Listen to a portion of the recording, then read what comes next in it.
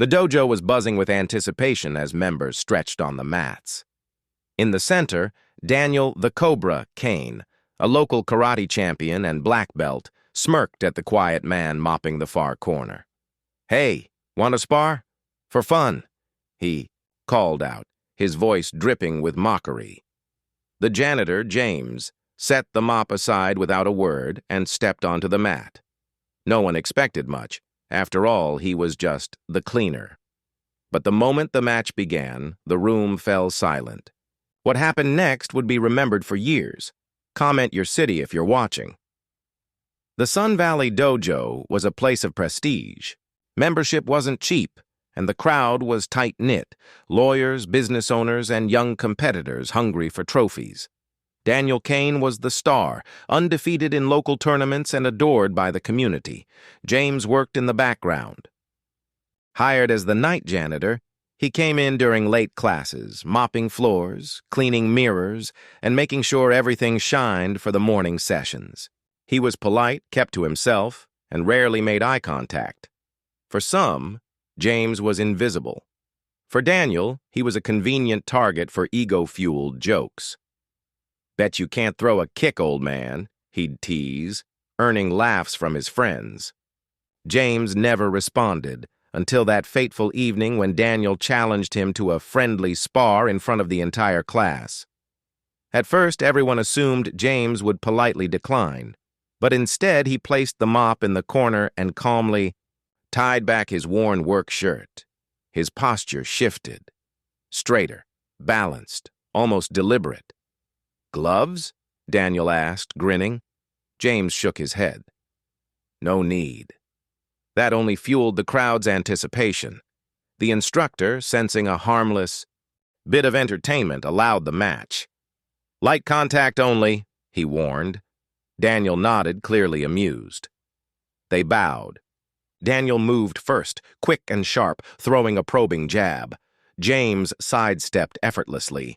A murmur rippled through the crowd. Daniel tried again, a flurry of strikes, but James's footwork was like water, flowing around every blow. Then, James moved. One fluid motion, a precise sweep, and Daniel hit the mat hard, air rushing from his lungs.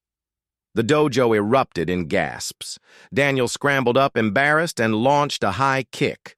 James caught his leg mid-air, spun him gently, and set him back on his feet as if dealing with a child.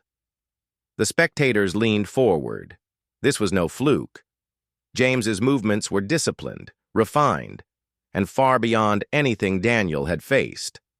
Daniel, panting now, went for a final aggressive strike. James stepped inside his guard, tapped his shoulder with 2 fingers, and said softly, "Point." The match was over. Silence filled the dojo. Daniel stood frozen, the sting of defeat settling in. James bowed respectfully, then stepped off the mat without a word. Only then did the instructor break the tension. For those who don't know, James was a national champion in Muay Thai. Before an injury ended his career, he's trained longer than most of you have been alive. Whispers swept the room. Every smirk, every assumption about the janitor collapsed in an instant. As James returned to his mop, the students approached him with newfound respect. Some asked questions, others apologized for ignoring him.